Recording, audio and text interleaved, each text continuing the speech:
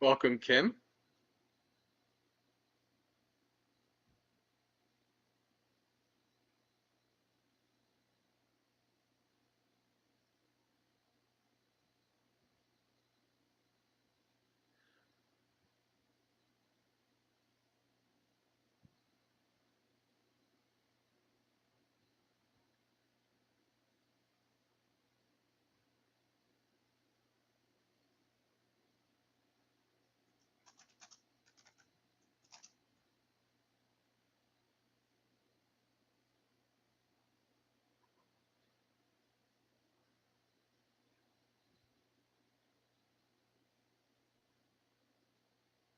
Welcome, Sky.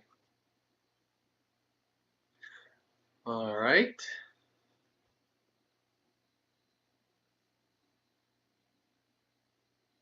Share screen, do the intro.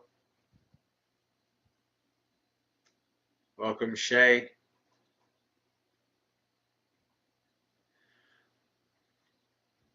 Namo tassa bhagavato arahato samma sambuddhassa. Namo tassa bhagavato arahato samma sambuddhassa.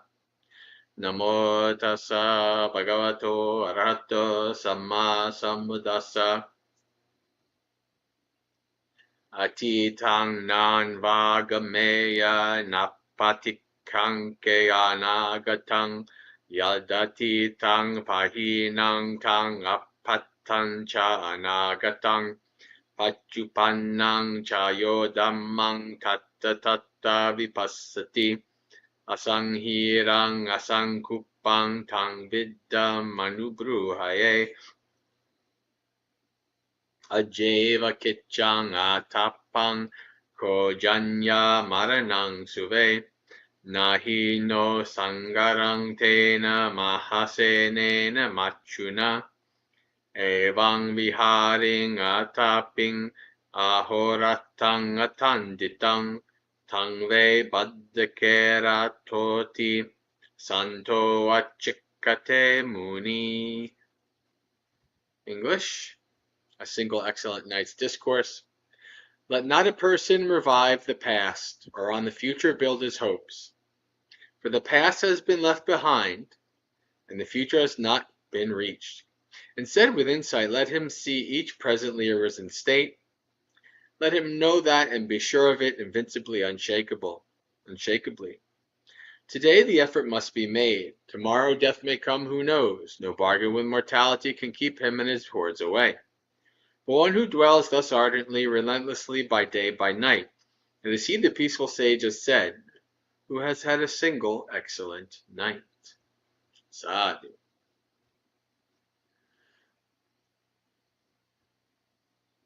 All right. Welcome, Bella and Gautam and Dallas. So both of you have not been to a Dhammapalooza that I can recall since we changed up the schedule. So hello, Luke.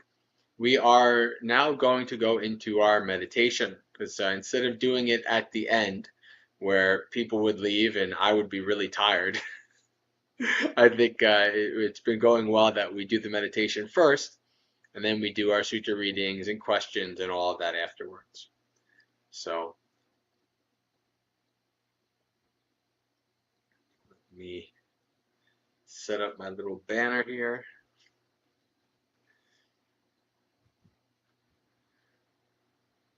All right. Well, set your body up in whatever comfortable and stable position works for you.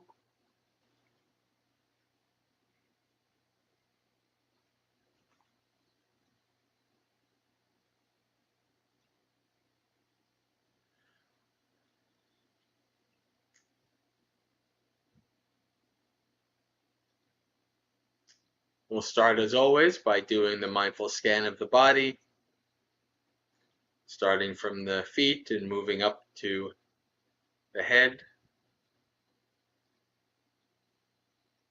I don't think anybody is brand new here to my meditation, so I won't need to go into detail.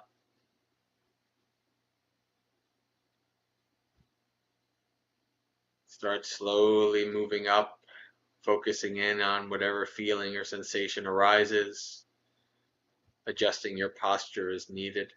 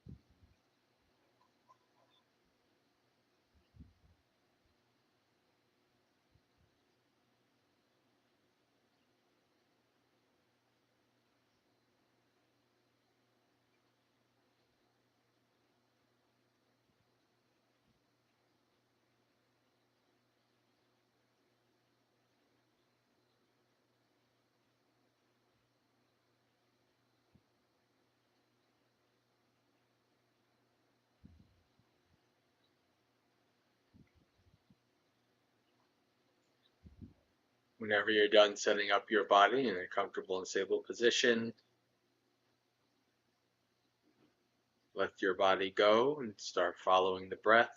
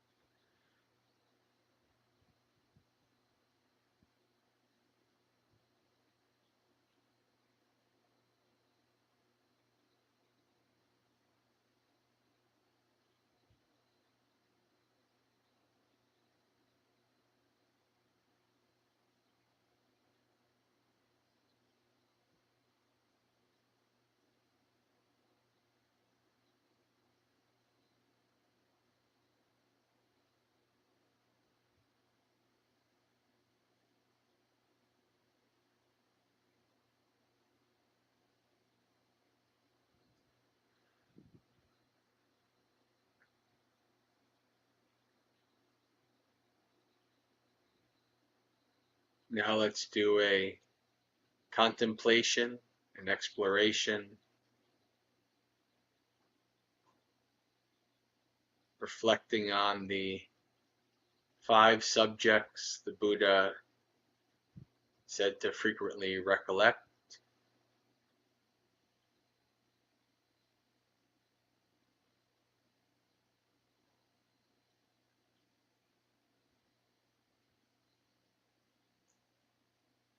I'll give words for you to repeat, and then afterwards I'll give a little commentary, a prompt for your contemplation.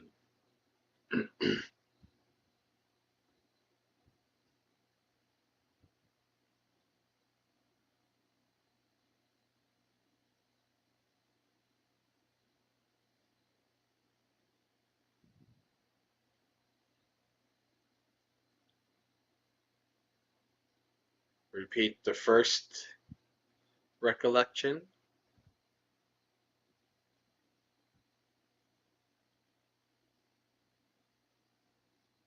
I am subject to old age and death, or old age and decay.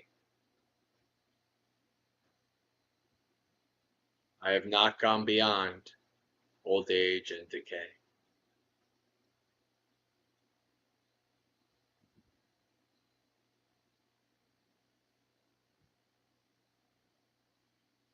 Because you were born, the natural, inevitable, irrevocable path of this body is to grow old, to move towards decay.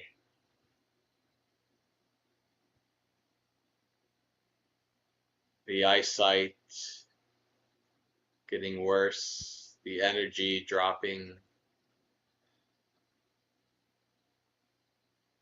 the bones becoming weaker,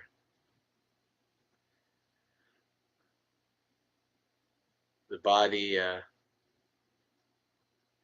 shell of its former youthful self.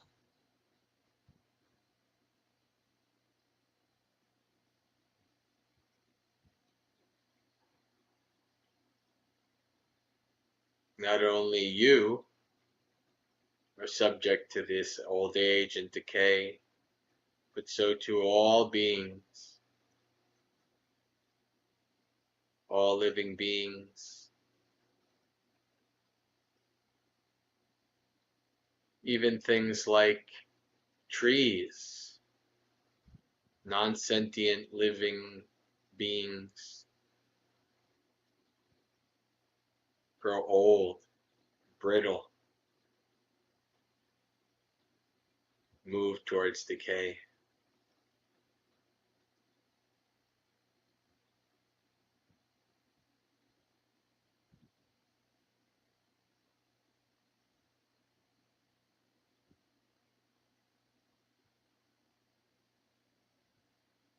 Even stars like our sun change as they get older.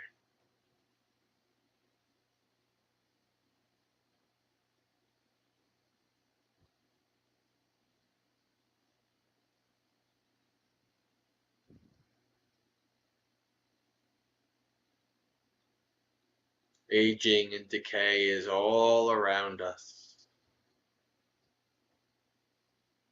A divine messenger for us to investigate, understand, for the development of wisdom.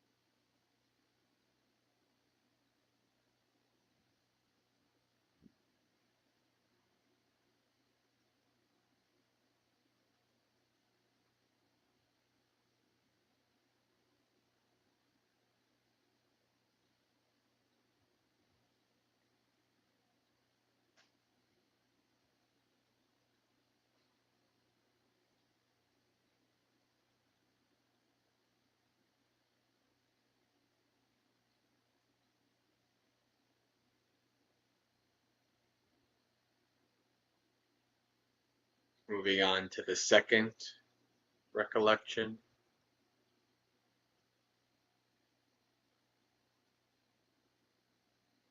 Repeat the words.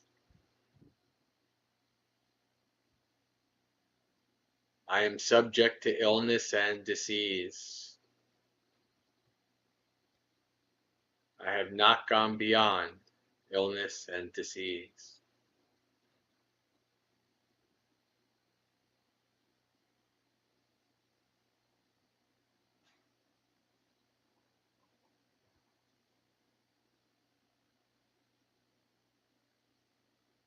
It is the nature of this body to become sick,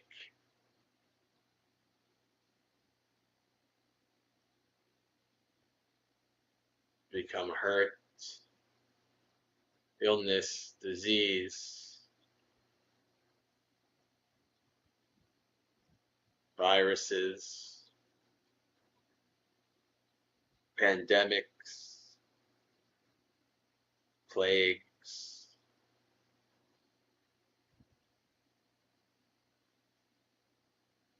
There is no being that goes through life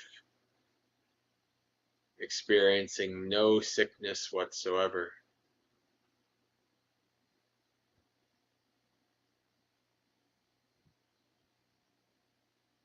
It is a regular,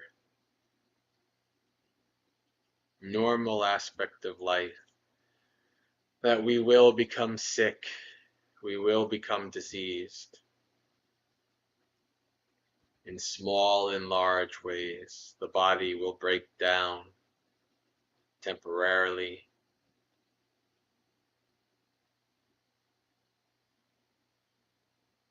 Short term or long term. Not only you, but all beings in the samsaric state are subject to these things. Even the trees you can see in various forests,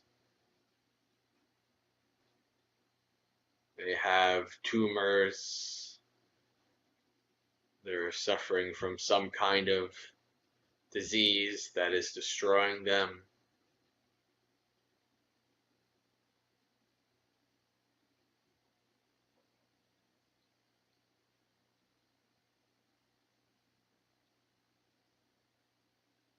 Disease, illness is a divine messenger.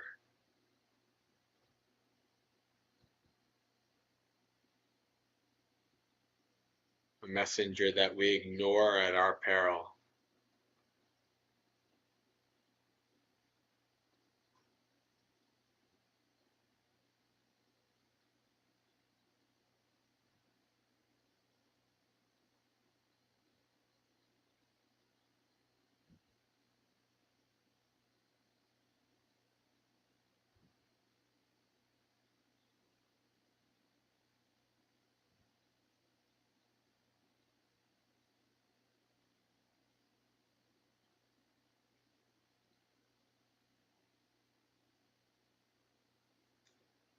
Repeat the third recollection. I am subject to death. I have not gone beyond death.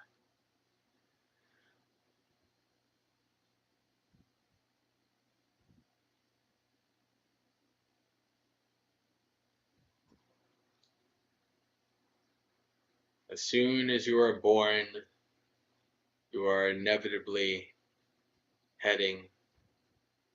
Time is marching towards death.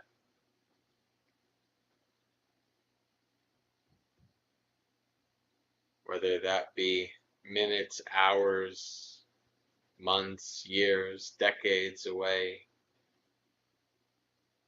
a short life or a full life.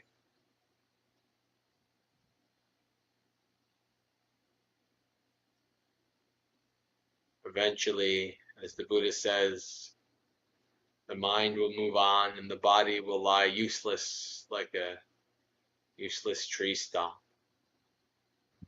decay according to its nature.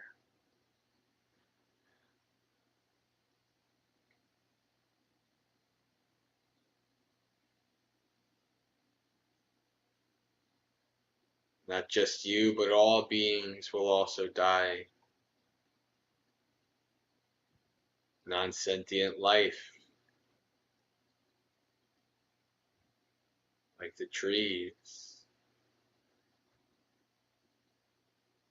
inanimate objects, planets and stars,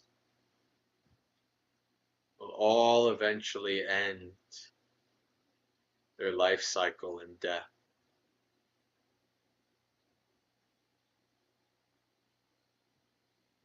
Let alone a small being on a small planet like yourself.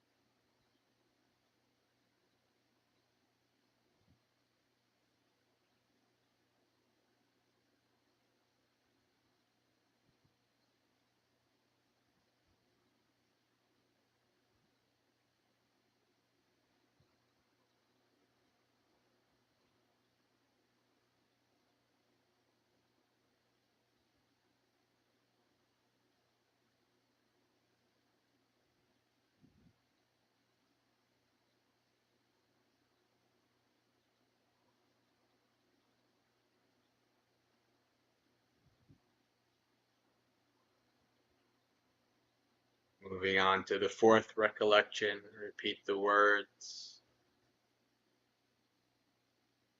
I will be separated from everything that I love, that I hold dear.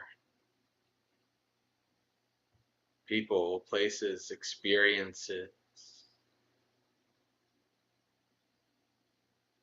There will be separation.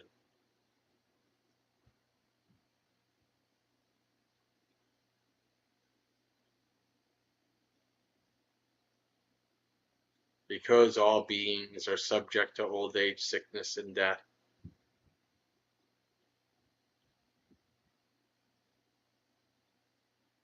it is inevitable that whatever beings you have contact with, that contact will eventually cease. There will be separation, not only through death,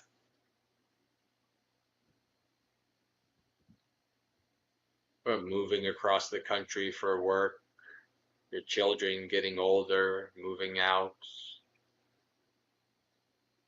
Lots of ways, relationships breaking up, lots of possible ways for separation.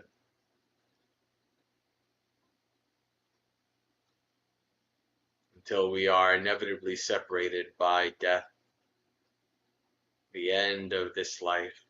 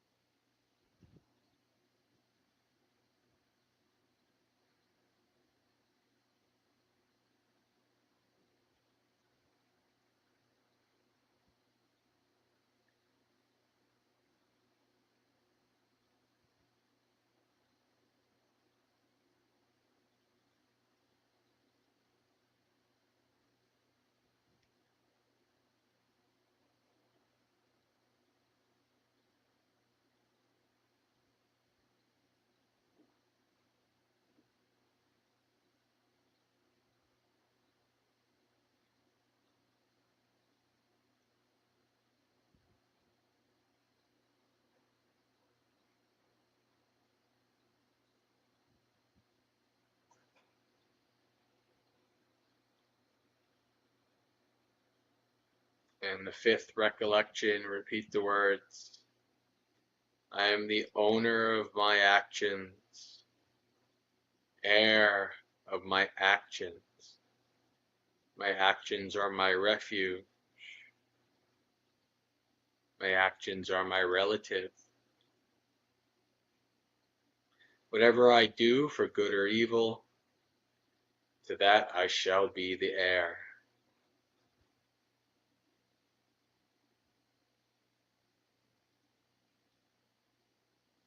The Buddha wants us to always remember that we are responsible for our actions, for the karma that we perform. Nobody else is responsible for it. You cannot blame others for your actions or say they made me do it.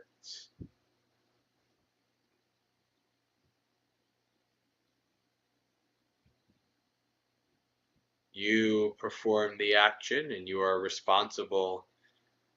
You will experience that action's result, not the other people.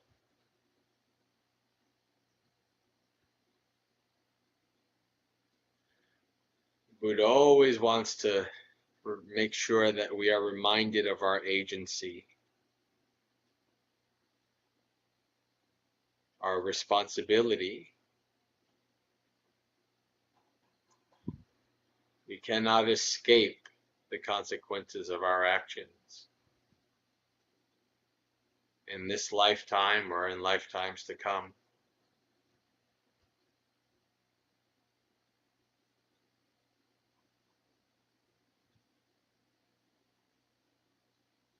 Knowing that you and all beings are subject to old age, sickness, death, and loss. Knowing that you are responsible for your actions. This brings up the contemplation. How are you living? How do you choose to make the best of the time that you find yourself in?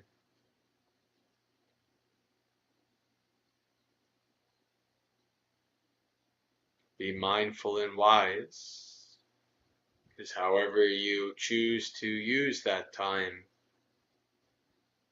you will experience the results.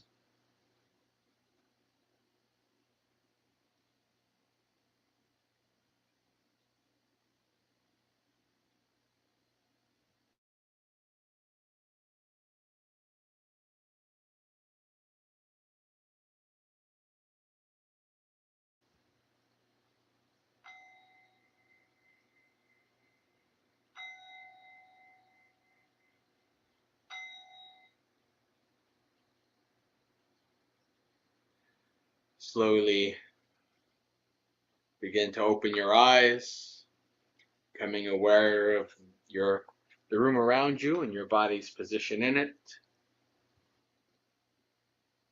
reflecting on the state of your mind before and after the meditation, and contemplating any experiences that might have arisen. While you do that, I'll take the banner off and welcome Jayantha, Visakha, Rick, and Watana. Watana, this is a name I'm not familiar with. Maybe I know you as a different name outside of YouTube. Um, is this your first time with us on Dhammapalooza?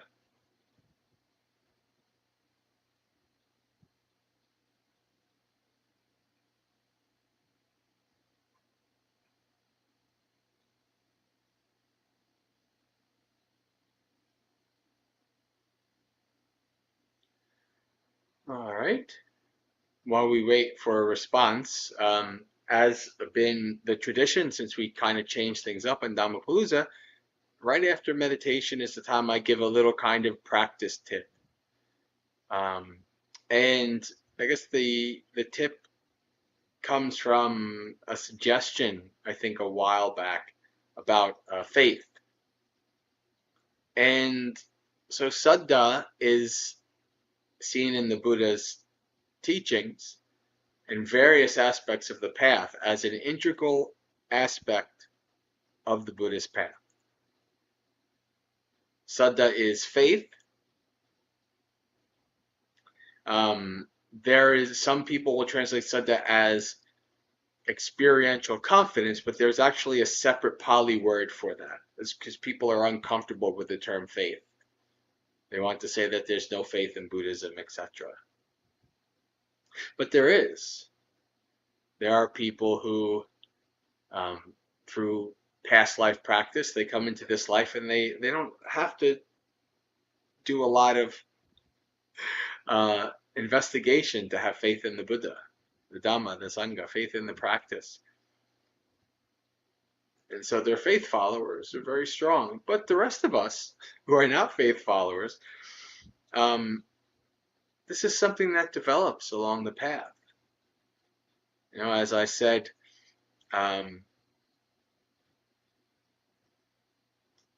as I've said about my own practice multiple times, I'm not a faith follower. I'm a Dhamma follower. It means I have to do things the hard way through lots of mindfulness and investigation. But I have reached a point where I have faith. Right? Faith is, you know, having confidence in something that you don't know. And I have faith in the Buddha regarding things that I don't personally know myself. Right? The Buddha has gotten me to the point where, you know, he's been right so many times, you know, every time up to this point, I think I'm going to give him the benefit of the doubt the rest of the way until I know for myself. Right? So I have faith in the teachings, the Buddha, the Dhamma, even though I don't know for myself. And that's something that naturally develops in the path. So you shouldn't fear faith. No, you observe it as it arises in your path, in your practice. And it will, because you can't know everything. Not yet. So sometimes, some things you do have to take on faith. And that's okay. Right? It doesn't make you a bad Buddhist or anything like that. It can be a very inspirational aspect of your practice. I guess that's probably all I have to say in terms of faith related to the practice itself. Of course, there's also faith in your ability to do the practice, which can fluctuate and vary. The Buddha has faith in you because the Buddha knows that beings can do it. He says so himself. Or he said, I wouldn't bother teaching it. If I didn't think you could do it, I wouldn't bother teaching it. So the Buddha has faith in us that we can develop the path and follow the path to our own awakening. All right.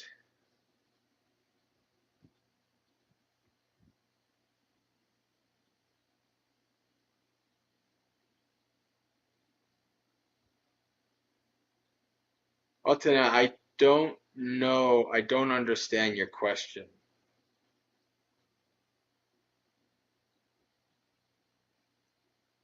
Kim says, I've heard that there's no such thing as a bad meditation. What do you think? Good or bad is your own defilements. It's your own likes and dislikes. It doesn't matter because the path is the path. Right? As Ajahn Chah says, like, when you feel good, you meditate. When you feel bad, you meditate.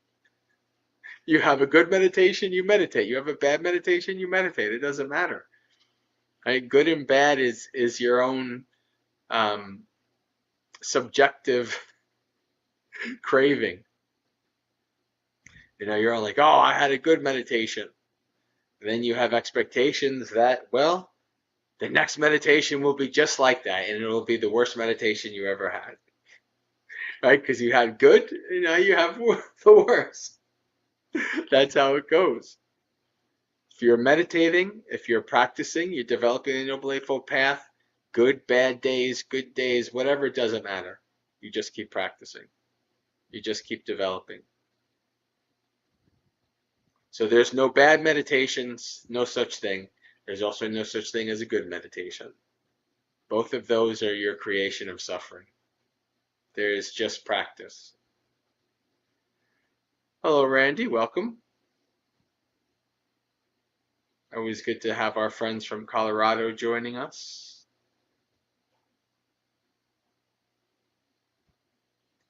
All right. So why don't we read suttas, or finish up the sutta that we started last week, the Lesser Discourse on the Great Mass of Suffering, which includes designating meditation as good or bad. Not actually.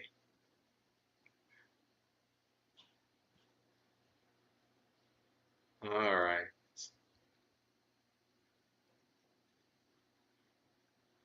Majjhima Nikaya number 14.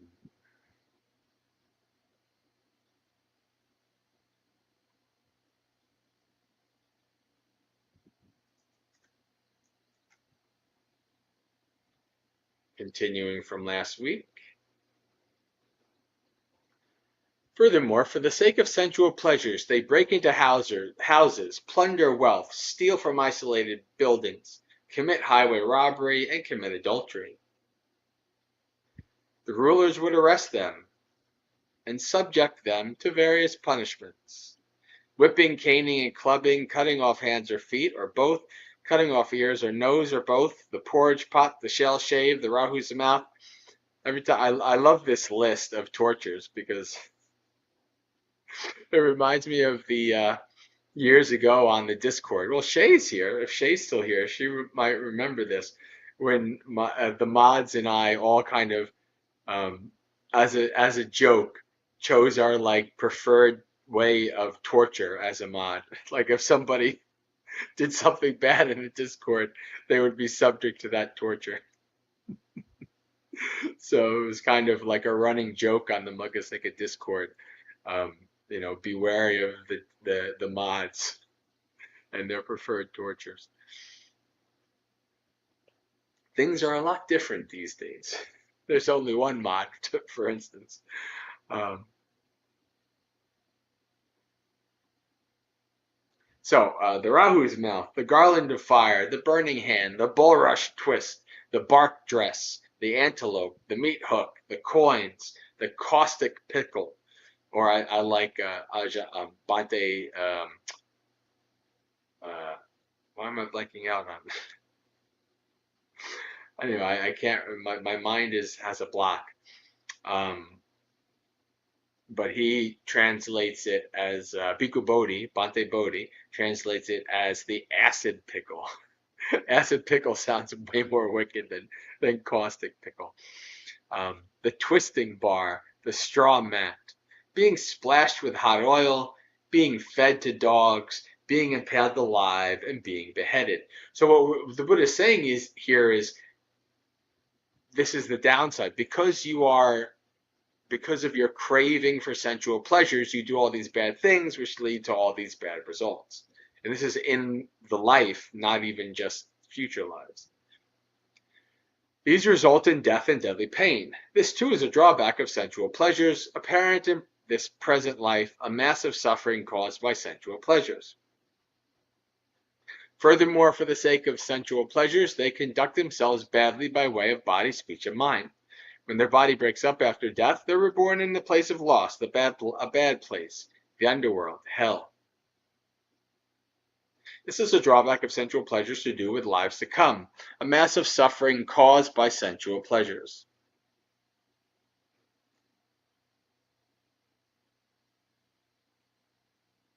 There's Shay. Shay, do you remember your favorite punishment? I only remember one, what was her name, who had the acid pickle. That was her preferred. Um, let's see. Mahanama. This one time I was staying near Rajagaha on the Vulture's Peak Mountain. Now at that time, several Jain ascetics on the slopes of Isagili at the Black Rock were constantly standing, refusing seats. So this is talking about uh, mortification practices. And they felt painful, sharp, severe, acute feelings due to overexertion. Then in the late afternoon I came out of retreat and went to the Black Rock to visit those Jain ascetics. I said to them, Reverends, why are you constantly standing, refusing seats, so that you suffer painful, sharp, severe, acute feelings due to overexertion? When I said this, those Jain ascetics said to me, Reverends, the Jain ascetic of the Jnatika clan claims to be all-knowing and all-seeing, to know and see everything without exemption. So this is the leader of the Jains claiming omniscience.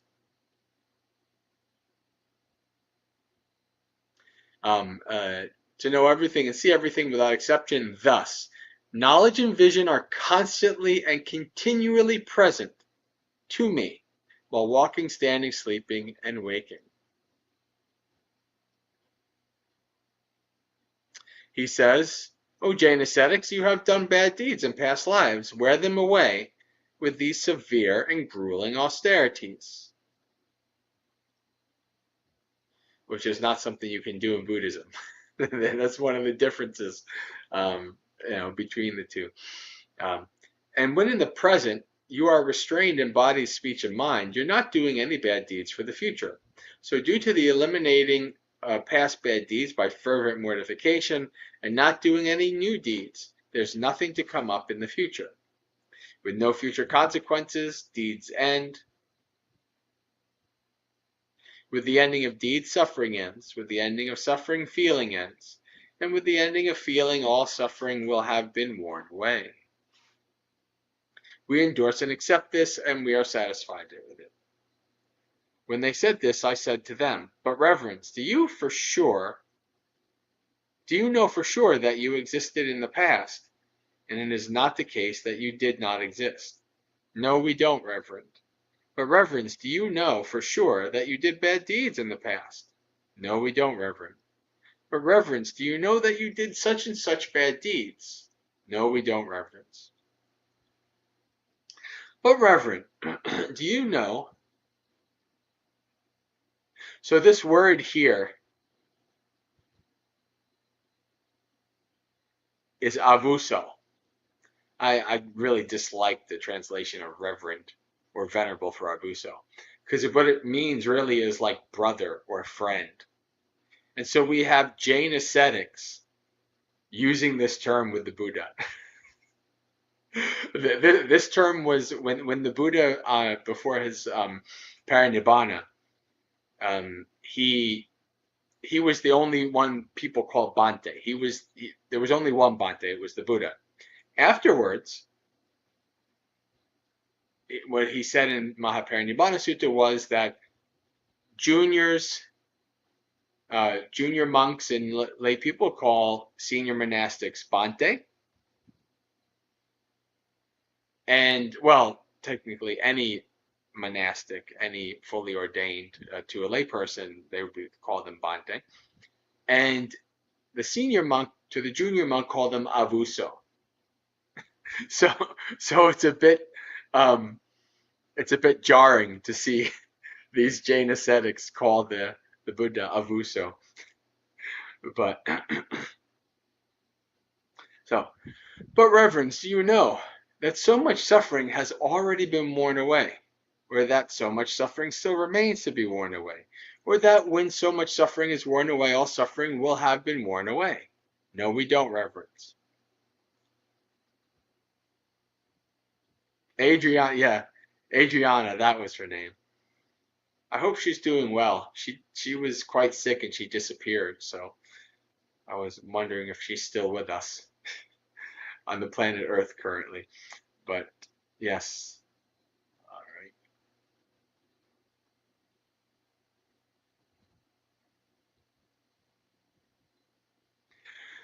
But reverends, do you know about giving up unskillful qualities in this very life and embracing skillful qualities? No, we don't, reverend.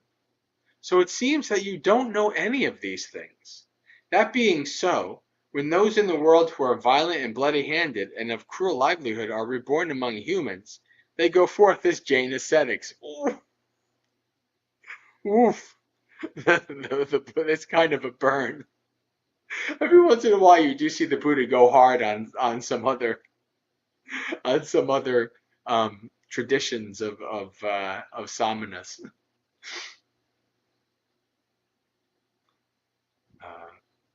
Okay, and so Reverend Gotama, pleasure is not gained through pleasure. Pleasure is gained through pain.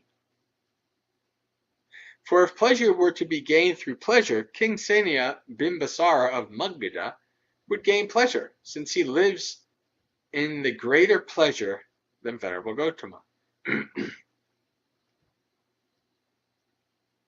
Clearly the Venerables have spoken rashly without reflection. Rather, I'm the one who should be asked about who lives in greater pleasure, King Bimbasara or Venerable Gotama. Clearly we spoke rashly and without reflection. But let that be. Now we ask Venerable Gotama, who lives in greater pleasure, King Bimbasara or Venerable Gotama? Well then, reverence, I'll ask you about this in return, and you can answer as you like. What do you think, reverence? Is King Bimbasara capable of experiencing perfect happiness for 7 days and nights without moving his body or speaking? No, he is not, reverend. What do you think, reverence? Is King Bimbasara capable of experiencing perfect happiness for 6 days, 5 days, 4 days, 3 days, 2 days, 1 day? By the way, he's talking about jhana. If you ever heard me talk about, like the concept of somebody being able to go into jhana for 7 days, this is probably where it comes from. Perfect happiness here is not talking about, oh, everything's going well, I'm happy. This is, I'm trying to look at the Pali of what happiness, this is a pay. So I'm trying to see if it's sukha, which is an aspect of at least the lower levels of jhana. 2 days, 1 day? No, he is not. But I am capable of experiencing perfect happiness for 1 day and night without moving my body or speaking. I am capable of experiencing perfect happiness for 2, 3, 4, 5, 6, 7 days. What do you think, reverence? That being so, who lives in greater pleasure? King Bimbasara or I? And so this is also the Buddha, and where he does in many places, he's comparing the spiritual sukha, the spiritual pleasure of jhana compared to the gross pleasure of the senses. So the King Bimbasara has the max amount of the pleasure of the senses, right? The gross pleasure of sensual pleasures. Where the Buddha is talking about this refined, subtle, spiritual pleasure of jhana, which is greater.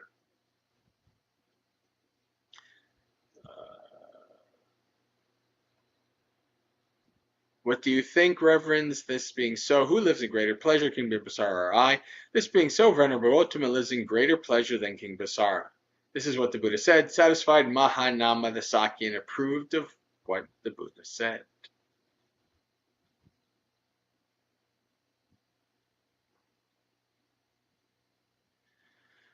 Any comments, questions regarding this? Yes, may she be well wherever she is. Most people even if they don't they're not following your teachings anymore, they don't want to be part of your community, most people will literally say goodbye. I mean, Reed was that. Reed is a different sect of Buddhism now. He's Tibetan Buddhist, and he was one of the strongest supporters and mods of the Magga Discord for years. I mean, he said goodbye, and I still talk to him every once in a while. So it's there's I had concerns there. But anyway, Chris is saying, don't know if we passed the part of her questions, but are there any suttas or practice to help loved ones heal? My poor furry friend tore a ligament and needs emergency surgery soon. Uh, to help loved ones heal. Not that I know of. Um,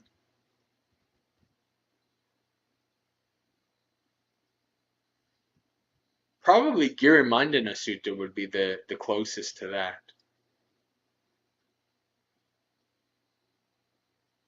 I mean, in the Buddhist context, in the suttas, you go to the Maggaseka chanting book, and you can find Girumandana Sutta there.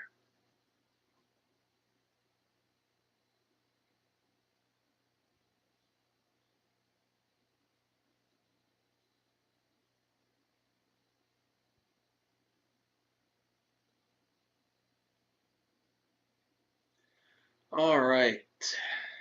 So why don't we do some Terry and Taragata readings?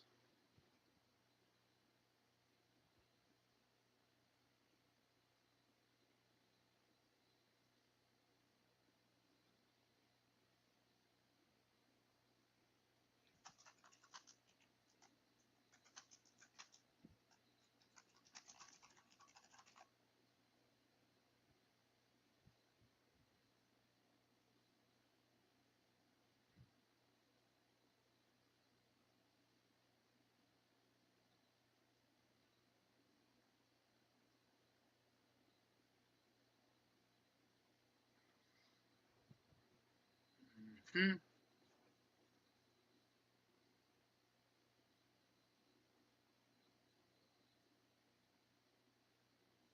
So again, for those of you who don't know, we one of the sections that I've started putting in Dhammapalooza is reading a few verses from the Tara.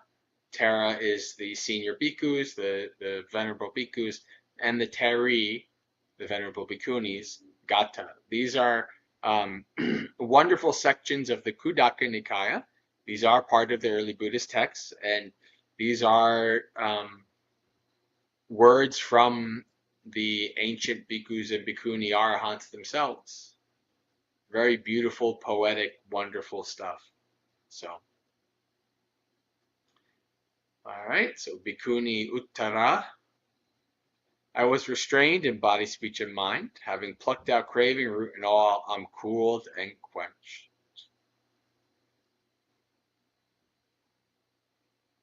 Short, sweet, and to the point. Next one is Sumana, who went forth late in life. Sleep softly, old lady, wrapped in the cloth you sewed yourself, for your desire has been quelled, you're cooled and quenched. Dhamma.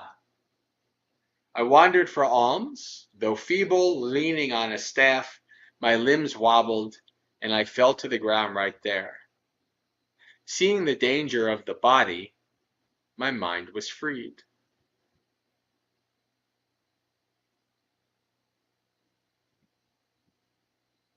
Sangha. I gave up my home, my child, my cattle, and all that I love, and went forth.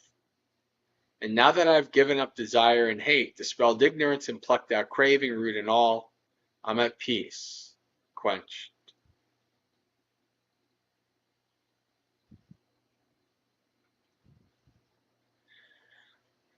Abhirupananda, Nanda, see this bag of bones as diseased, filthy, and rotten.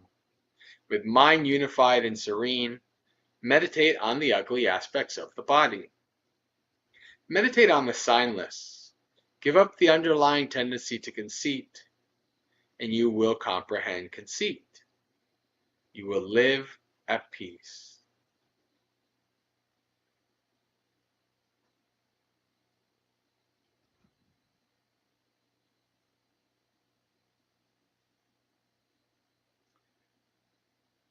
Jainta.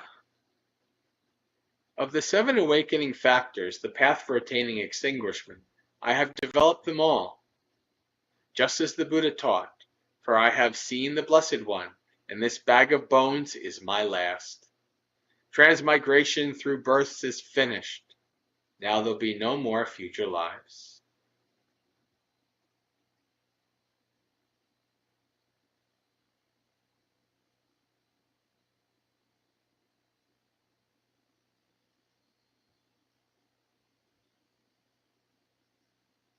Sumangala's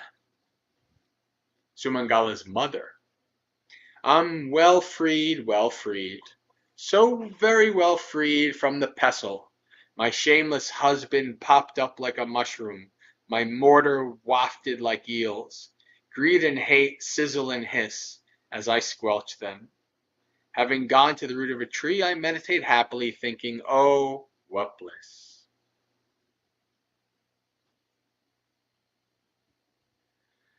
Adhakasi. The price for my services amounted to the nation of Kasi. By setting that price, the townsfolk made me priceless. Then, growing disillusioned with my form, I became dispassionate. Don't journey on and on, transmigrating through rebirths. I've realized the 3 knowledges and fulfilled the Buddha's instructions.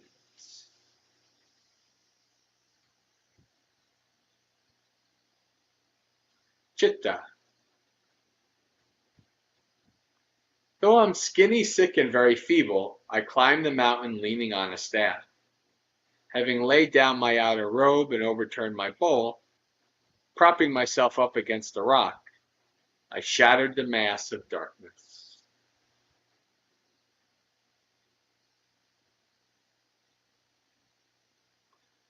All right, let's switch over to the Tathagata. Imagine being able to say, this is my last body. What a relief. Yeah, agreed. All right, share screen.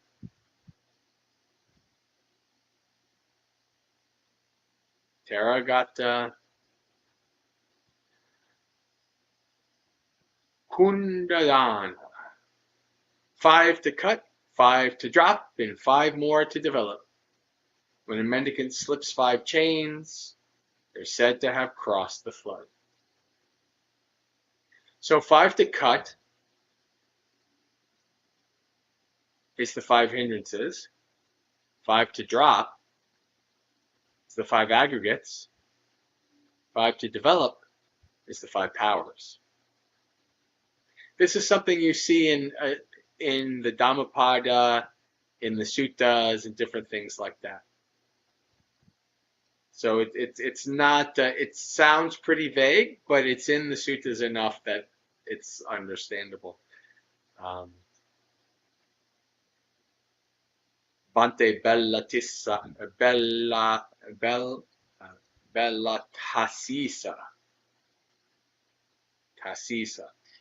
Right.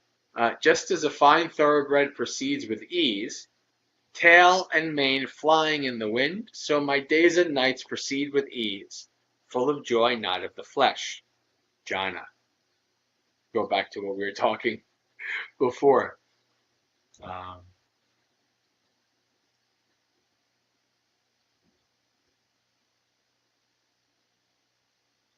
Dasaka. One who gets drowsy from overeating, fond of sleep, rolling around in bed, like a great hog stuffed with grain, that dullard returns to the womb again and again.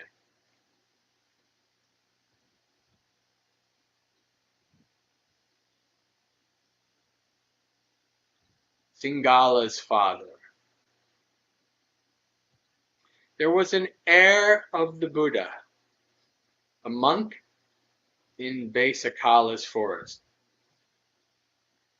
who suffused the entire earth with the perception of bones. I think he will quickly get rid of sensual desire.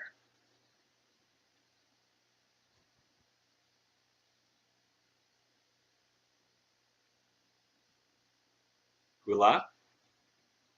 Irrigators guide water, fletchers shape arrows, carpenters carve timber, those true to their vows tame themselves.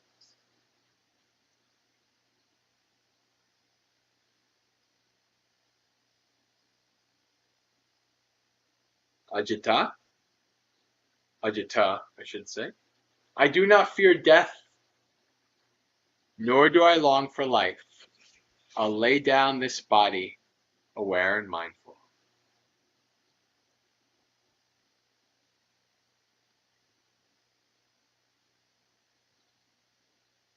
Nigroda.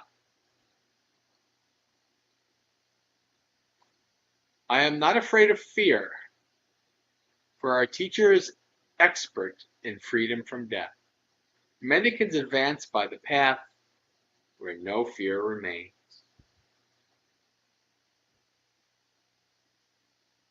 Chittaka. Crested peacocks with beautiful blue necks cry out in Karambi. Stirred by a cool breeze, they wake the sleeper to practice jhana.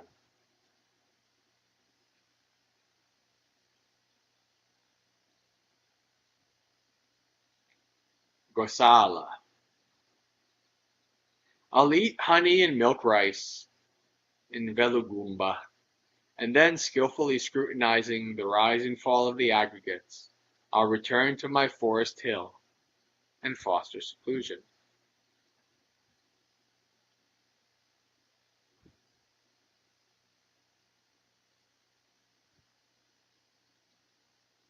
Sugandha. See the excellence of the teaching. Just one rainy season after I went forth, I attained the three knowledges and fulfilled the Buddha's instruction. Nandiya. Dark one, after attacking such a monk, one who has arrived at the fruit and whose mind is always full of light, you'll fall into suffering.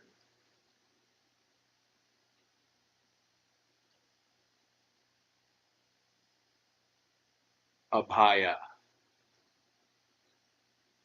Having heard the fine words of the Buddha, kinsman of the sun, I penetrated the subtle truth like a hair tip with an arrow.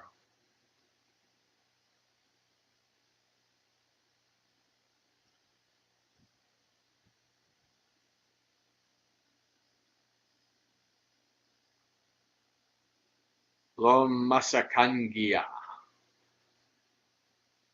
With my chest I'll thrust aside the grasses and vines, reeds and creepers, and foster seclusion.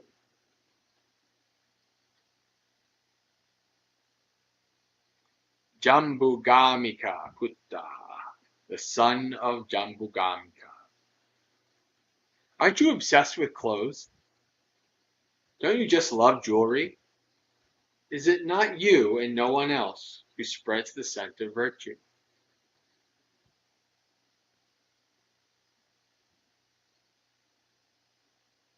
Harita, straighten yourself like a fletcher straightens an arrow. When your mind is upright, Harita, break ignorance to bits.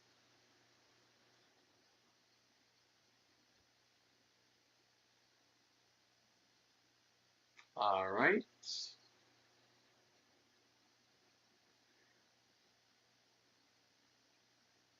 Awatana, yes, we do not know how many times. We don't really need to know how many times. The Buddha has told us that it goes back through beginningless history. There's, who knows, there's probably not even a number, not even way more than a Google, which is, I don't know how many zeros, 12 zeros or something. Way more than a Mecca Uber Google. I don't know. I don't know. There's some wild number names for the numbers that go really, really high. I don't remember. I don't know the names after Google. I've heard them before. But anyway, well, why don't we read some Dhammapada and then probably close out for the night?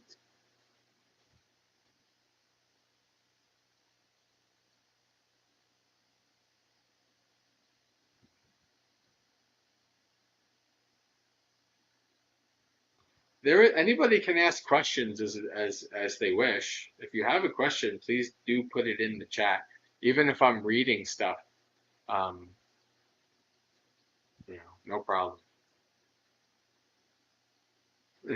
That dullard comes back to the room again and again.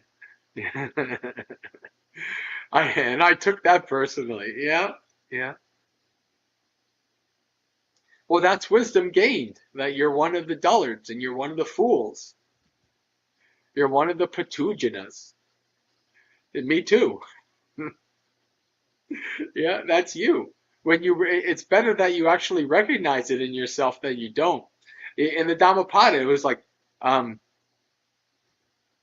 at least that fool is wise who recognizes himself as a fool. Like there's a level of wisdom to know that you're a fool. So, there's some hope then you can think.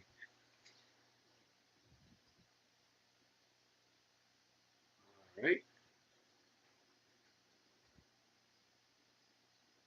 Ugh. The holy man. Exert yourself, O holy man. Cut off the streams of craving and discard sense desires. Knowing the destruction of all the conditioned things, become, O holy man, the knower of the uncreated. When a holy man has reached the summit of two paths, concentration and insight, that would be samatha and vipassana, he knows the truth and all his fetters fall away.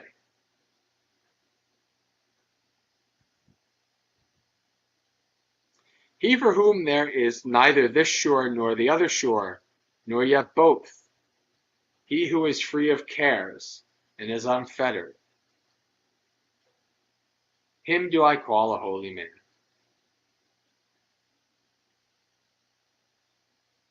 He who is meditative, stainless, and settled, whose work is done and who is free from the cankers, having reached the highest goal, him do I call a holy man.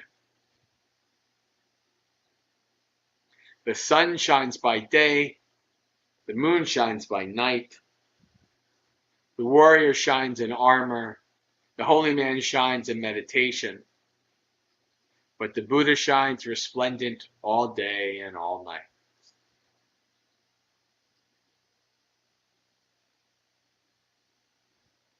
Because he has discarded evil, he is called a holy man. Because he is serene in conduct, he is called a recluse. And because he has renounced his impurities, he is called a renunciate.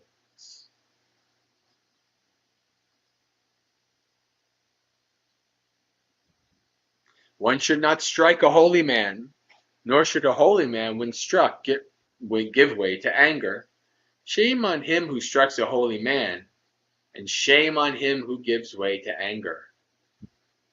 That's a tough one, isn't it? That's like along the lines of the simile of the saw, right? It's actually more shame on the wise person who gives way to anger than the actual person, the person who gives way to anger and strikes a holy person, which is really not good karma. But anyway, nothing is better for a holy man than when he holds his mind back from what is endearing.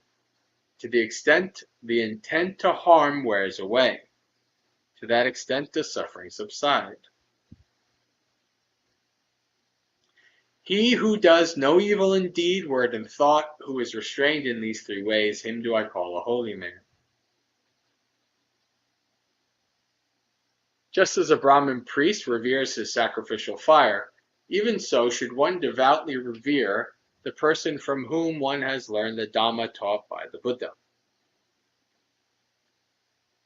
Not by matted hair, nor by lineage, nor by birth does one become a holy man. But he in whom truth and righteousness exist, he is pure, he is a holy man. What is the use of your matted hair, O witless man? What of your garment of antelope's hide? Within you is the tangle of passion. Only outwardly do you cleanse yourself. The person who wears a robe made of rags, who is lean, with veins showing all over the body, and who meditates alone in the forest, him do I call a holy man. I do not call him a holy man because of his lineage or high-born mother. If he is full of impeding attachments, he is just a supercilious man. But who is free from impediments and clinging, him do I call a holy man. He who, having cut off all fetters, trembles no more, who has overcome all attachments and is emancipated, him do I call a holy man. He who has cut off the thong of hatred, the band of craving, and the rope of false views, together with the appurtenances, latent evil tendencies, he who has removed the crossbar of ignorance and is enlightened, him do I call a holy man. He who without resentment endures abuse, beating, and punishment, whose power, real might, is patience, him do I call a holy man. He who is free from anger is devout, virtuous, without craving, self-subdued, and bears his final body, him do I call a holy man. Like water on a lotus leaf, or a mustard seed on the point of a needle, he who does not cling to sensual pleasures, him do I call a holy man.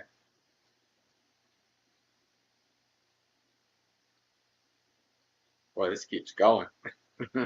I think maybe we'll, every once in a while, one of the Dhammapada ones is quite long. I think we'll probably end there for now.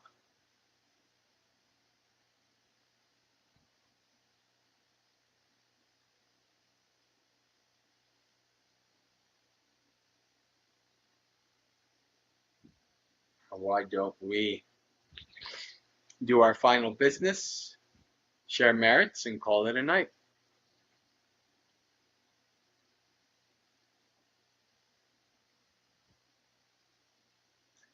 All right, friends. So for those of you joining for the first time, if you'd like to learn more about myself and the organization Magga and get to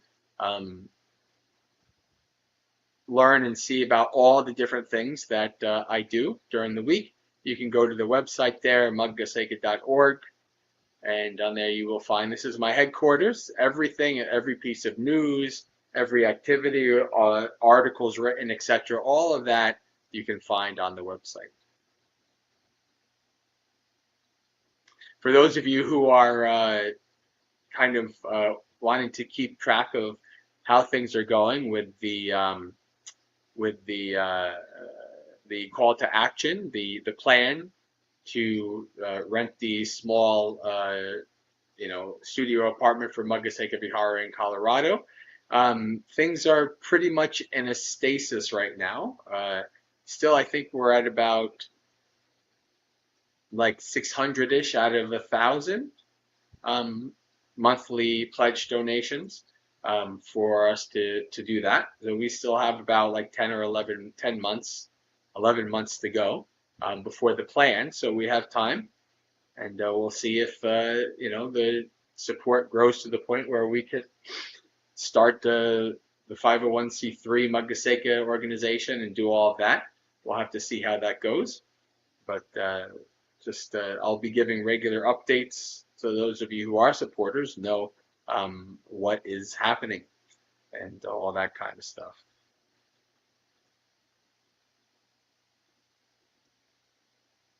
All right. So let's bring up the sharing of merits.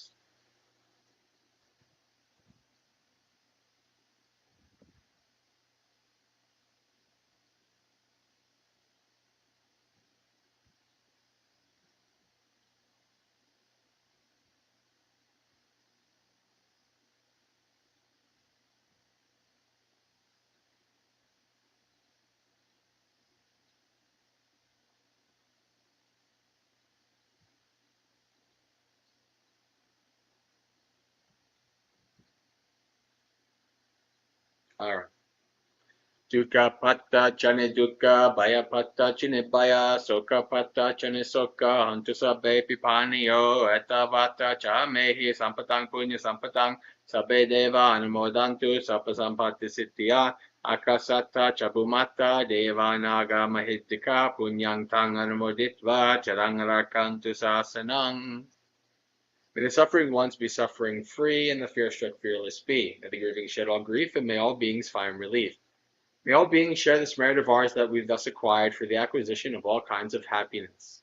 May beings inhabiting space and earth, devas, nagas, and yakas of mighty power, share this merit of ours. May they long protect the Buddhist dispensation.